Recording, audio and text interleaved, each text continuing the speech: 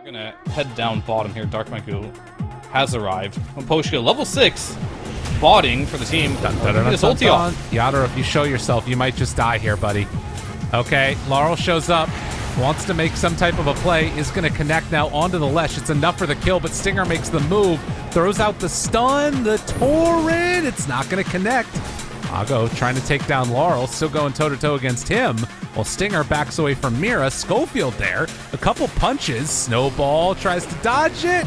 Not gonna happen, but they do get the gust off on to Dark Mago. Don't know if that matters. Connection now too is the, well, buff is wearing off. They almost have enough for this drow. Schofield is so low. Dark Mago gets a kill. Bottle this man. He does not decide to, but does have his Tranquils back up soon. Maposhka has a tombstone if he wants to run in for that. Looked for Schofield, but couldn't find him. I mean, it's just got crazy things. As they're down bottom again onto Maposhka. Maposhka's so tanky though, and it might actually be enough to keep him alive. With 4 points in decay, he does live a very long time at Dark Mago. They overestimated it. They thought that this was an Undying they could just kill, but no. He's truly undying. Except for those times he died. And now Mira. Those don't count. Slight? Oh, he tried to dodge it. But he'll die. Burned on down. In these upcoming fights. Maybe he goes back for the BKB. It's a casual Blade of Alacrity. That sounds absolutely awful. The global comes out now, and, well, for the moment, Yadro is beating away at Stinger. The rest of the team from Team Spirit moving on in. It's Dark Mago alone. Does try and Remnant away, and the turn collapse. Right on top of Sacred now. Still has Guardian Greaves ready to go to turn this one.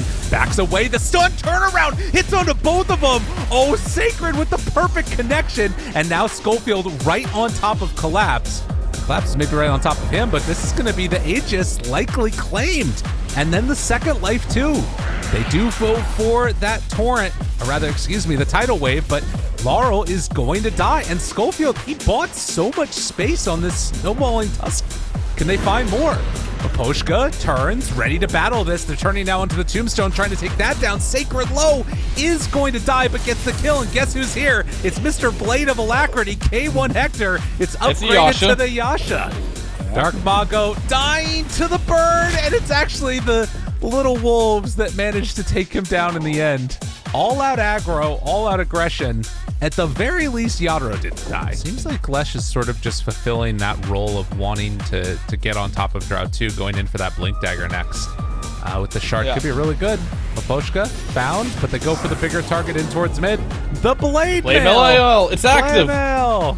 Big How much damage it did. Because they're waiting for Roche to respawn. They don't know exactly when it is, so they're just going to retreat out for now and just get some positioning around that area. Probably drop a ward. And I think they should try and protect that ward as well, the best they can. But Team Spirit also knows what's up as well, and they're going to smoke in and try to get that positioning back as well. Hector? Oh. Manta dodged the stun. Does it matter? Yes, it does. Sacred, he might be in a little bit of trouble with the snowball. Who's it onto? It's onto the small creeps over there. Beautiful. That was very well played.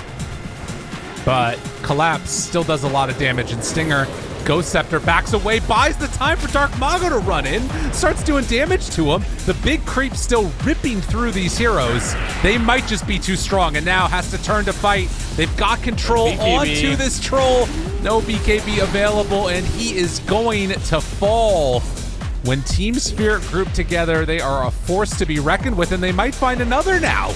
Oh, the tidal wave, but the snowball down. Okay, to get away from them, but the gust brings it to the low ground. No way out, Sacred. He's going to fall. And one by one, everybody is dropping. They also have an X now onto Dark Mago. Pulls him back in, disarm, tidal wave, he's out. Snowball onto the Drow. Maybe trying to do some damage there. Schofield on him, doing something. I mean, they're taking a lot of damage, but nobody's dying. Position where she's relevant again? Oh no, not the ancient Rumble Hide. The Rumble Hide. Oh, Gust. Global. Control. Schofield. Ghost Scepter wearing off now. Tries to back away. Mago can run in if he wants. He does have his BKB ready. So too does Hector. They're up on the high ground, though, in really good positioning and has to round it away from Collapse, who had his ulti back up again. Mira gets his ulti down. Sacred trying to stay onto him. They're on top of her. Yaduro tries to get away, hits onto Stinger. The Gust buying extra time, buying extra space. Hurricane Pike off cooldown in 5 seconds, but it's a little bit too late. Do they have the damage with Collapse, though? Hitting hard, so too is Mapochka. Mapochka, the monster, gonna get him? goes on in, No. but the Greaves, they come back up. Yeah, either way, surely he'll drop it now with the tier 3 items coming out. They find the Monkey King up on the high ground now. Mira tries to turn it, but it won't happen. And this does set up for a option for That's Roche. Yeah, 40 seconds, no Monkey King. So if you want to fight this, it's 4 versus 5.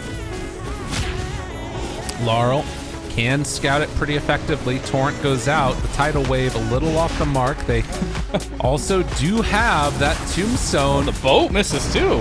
Okay. A little spicy. Collapse. Thinking about going ring around the rosy there. Dark Mago onto him with the Lance of Pursuit, bringing down Mapochka. Couple more punches and he's dead. Does have buyback though. Roche down to about a 3rd HP. Sacred in pretty far along with Schofield. They're all out of the pit now, wanting to chase down these big creeps. They do manage to get away with the Ancient Granite Golem's life, but they want to move back in. Roche, it's going to fall really quickly. Kunkka needs to head on in, does have the Torrent again. Mira goes for the jump in, but it's not quite gonna happen. They pull Schofield outside, but the snowball keeps him alive, and now they pull in K1 Hector even a little bit closer himself. Stinger, Ghost Scepter stays alive.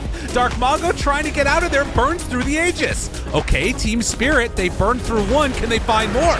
They pop the BKB, turns to fight, and now the cleave is gonna go to work. Collapse, he's out of his ulti form, in trouble. They find Yaduro, doesn't have anywhere left to go, and Beast Coast, they wipe the floor with them. Just coded in the game when Roche respawns, TD spawns. I think so. And here it becomes the beginning of Team Spirit's comeback. There it is. Schofield is going to accidentally kick his team into the fountain instead. They find Schofield. Tidal wave, global down, damage out, BKB popped and starting to drop low. Everybody's dying. The buybacks come out quickly though. Will they be able to do anything with it?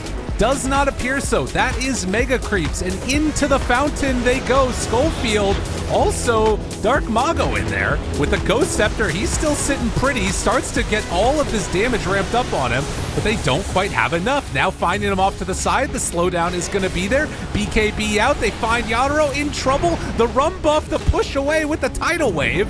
Collapse finds 1 kill. Can they get more? It's also a buyback now from this Ember. But GG is called because they lose everything. Yeah, that could have went one of 2 ways. That could have been the comeback or the GG. Yeah. Unfortunately, they're just too far behind. Yeah, when you can fountain dive the enemy and get away with it, True. things are going pretty well for you. Well, look at this new and improved Beast Coast playing the game incredibly safely. They push it to 46 minutes. They get, or rather 46,000 net worth lead in 41 minutes, doing that Tundra Classic. Really impressed with what we saw there in game number 2, and another 1-1, as has been the more common theme, I feel like, throughout this group stage.